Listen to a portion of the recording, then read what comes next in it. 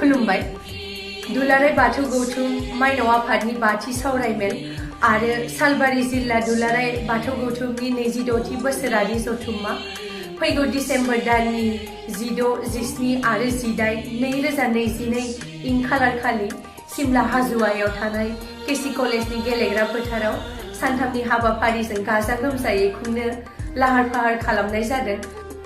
फै जों बे हाबाफारियाव बयबो बाहागो लानानै हाबाफारिखौ जाफुंसार होनि मानोना बाथौ धोरोमावनो जोंनि बर' हारिनि आसार खान्थि आखल आखु मावनाय दांनाय आरो सिनायथिया हाबनानै दङ।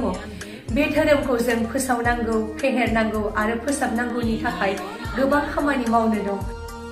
बेनिखायनो बे सावरायमेलाव बाहागो लानानै जों बाथौ धोरोमनि गुमुरखौ मिन्थिनानै लानि आरो इयुननि समाव बेखौ फोसाबनांगौ फेहेरनांगौ फोजौनांगौनि थाखाय माखासे खोथा सावरायलायनि।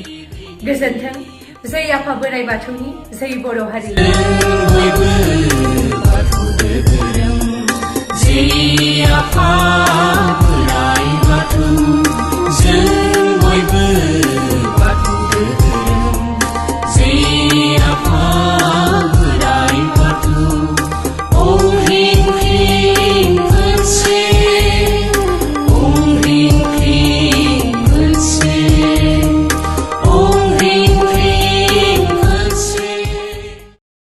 नोंथाङा सानाय सुनाय बेरामनि जेंनायाव गोग्लैदों नामा? जुदि नोंथाङा सानाय सुनाय दंब्ला जिंगासिनांगौ गैया। चिरां जिल्लानि बेंटल गेट साफागुरियाव दायो एसआइ निउर' थेरापि सेन्टार दंसै। बे थेरापि सेन्टाराव नोंथाङा गोरलैयैनो देहानि सानाय सुनायखौ फाहामथाय लानो हागोन। बे आथिं सानायानो जाग्रोदों, ओमफ्राय जानाया एसे सिगांनिफ्रायनो जाखादों, ओमफ्राय बिदिनो गुबुन गुबुन मुलि जाबाबायदों, ओमफ्राय हामाखै। दिनैनि ट्रिटमेन्टआ नङा, आङो एसे मोजां मोनसिनबाय। जेरै सिं सानाय, आफादावरि सानाय, मोदोम जरा सानाय, आइजोफोरनि जेंना, खर' सानाय बायदि बेरामखौ फाहामनाय जायो।